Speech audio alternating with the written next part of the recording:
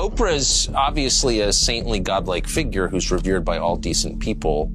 Why would she exclude you? I really don't know. These big deviants is all catching hell in 2024. It's up for all of them. It don't matter if you Diddy or whoever you is. This ain't the right amount. Wait a minute. If they got this, why am I getting this? Then you start putting the pieces together and you start saying it's not right and I'm going to speak about. But Oprah is obviously a saintly godlike figure who's revered by all decent people. Why would she exclude you? I really don't know. All of these big deviants is all catching hell in 20124. It's up for all of them. It don't matter if you Diddy or whoever you is. This ain't the right amount. Wait a minute. If they got this, why am I getting this? Then you start putting the pieces together and you start saying it's not right and I'm going to speak about it. Ice Cube just dropped a bombshell as he exposed why Oprah Winfrey, one of the most powerful figures in the industry, is terrified of Katt Williams. It's going to be in a dimension has never been yet. It's going to be it's the greatest thing floating in 2024. Mark the words. No way. In a whole different realm of business. According to Cube, Katt's not just a comedian throwing wild jokes. He's been calling out some hard-hitting truths about Oprah's real climb to fame. You know, it's like this is what it's all about. Let's talk about it. You know, the kind of stuff that Hollywood prefers to keep buried. But what exactly did Katt say that's got Oprah on edge, and why would someone as powerful as her even flinch? Let's find out. Hollywood's like that magician's hat full of surprises, secrets and drama. You've got wild parties, A-list scandals and hush-hush movie deals. It's all part of the showbiz chaos. Managing artists, that's like trying to wrangle cats in a rodeo. Now Ice Cube's about to drop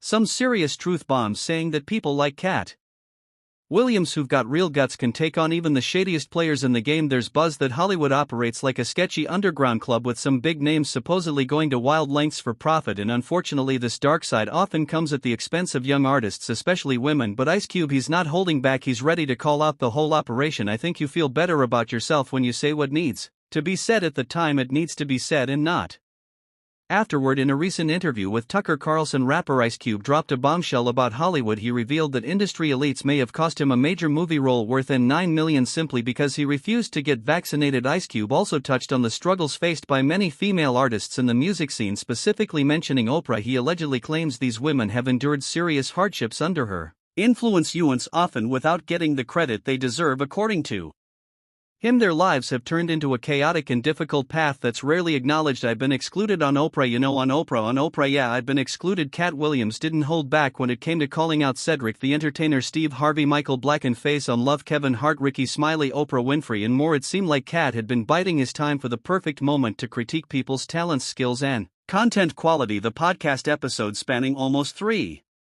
hours, was a relentless exploration of shade directed at Oprah, Steve, Kevin and Ricky among others. Even figures like Martin Lawrence found themselves in the crossfire. It was a masterclass in both stirring the pot and fearlessly speaking truth to power. All of these big deviants is all catching hell in 2024. It's up for all of them. It don't matter if you Diddy or whoever you is. It's worth noting that the targets of Katt's criticism likely harbor no affection for him either. The podcast created an atmosphere where no one was spared from the verbal onslaught. But where is this hate coming from? There was a time not too long ago when Oprah Winfrey enjoyed an almost untouchable status among the black community, an unpro interviewer and entertainer responsible for much of our cherished content. However, her image has experienced a noticeable decline in recent times. A quick search of her name on the once revered Twitter platform reveals tweets delving into what some assume was a questionable relationship with the late Michael Jackson. Further down the feed, numerous users express sentiments along the lines of Oprah has always been an awful person and suggests that she is now facing the consequences she deserves. The shift in public perception reflects a stark contrast to the once widely held admiration for Oprah within the black community. Additionally, in his Netflix comedy stand-up, Dave Chappelle has also discussed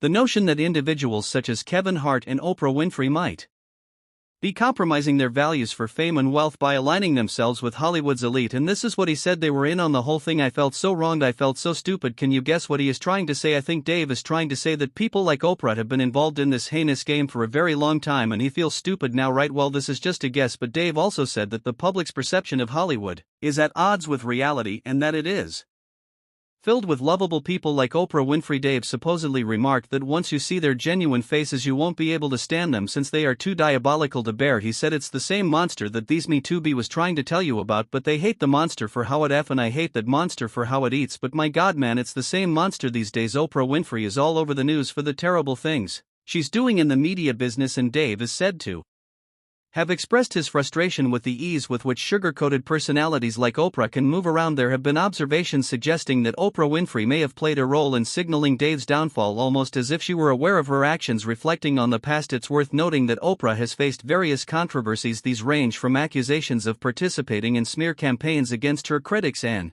undermining their professional lives to more unsettling allegations involving her purported connection to human trafficking. Oprah legitim i.e.d. the notorious criminal Jaya Tashira aka John of God is a miraculous faith healer, one who could cure cancer. Speaking of smear campaigns against critics, the Monique Oprah controversy stands out prominently. For those unfamiliar, Oprah Winfrey has been accused of significantly damaging Monique's career to the point where Monique is purportedly facing homelessness. What's striking is that Oprah has not issued an apology to Monique for the harm that has been done. So for 8 years my family has suffered and my career has suffered because what I would not allow those entities to do was bully me. But why hasn't Oprah apologized yet? Obviously because of her ego and pride. In 2009, Oprah and Tyler Perry released their Lee Daniels directed film Precious to the world. The makers of the film made the decision to send Monique on a publicity tour in order to capitalize on the enthusiasm produced by the media as a direct result of the positive critical reception the movie garnered. She said, "I had no idea I'd been blackballed because I don't think that Hollywood has turned its nose up to me," said the actor, suggesting someone had decided to teach Monique a lesson because she's not playing the game. And you know what, the thing that left me in awe was that Monique literally said that Oprah was making unreasonable demands during their movie campaigns. This is what Monique said: "We were out on the campaign and she was making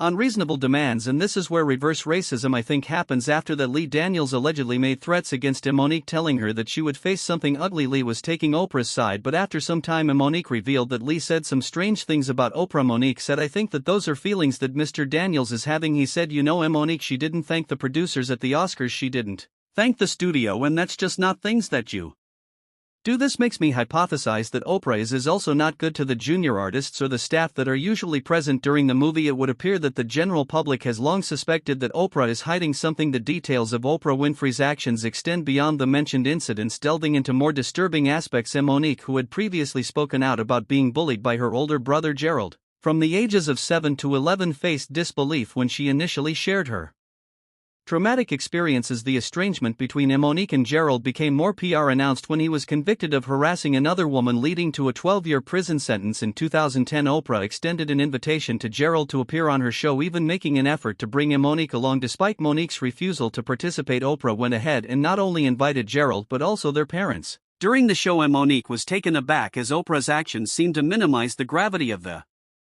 ordeal she had endured, causing further distress for Monique. "I did assault and probably touched my sister in manners that were not comfortable for her, and for that I apologize." Monique's devastation was compounded when Oprah seemingly disregarded her attempts to seek comfort. Upon encountering Oprah for the first time in Hollywood, Monique harbored skepticism regarding Oprah's assertion that she was unaware of Gerald bringing her family to the show. In an interview, Monique recounted the encounter, stating she then said, "Do you want to come on the show because he wants to apologize to you?" I said, "Oprah, I don't want no part of that." Not only this, Oprah has been hit with serious charges of enabling from well-known investors like Jeffrey Epstein, the yes offender, and Harvey Weinstein. It all started when he went unfavorably viral in 2021 for an unearthed 2003 interview with Dolly Parton, in which Winfrey asked her pointed questions about her plastic surgery. That moment prompted actress Rose McGowan, one of the progenitors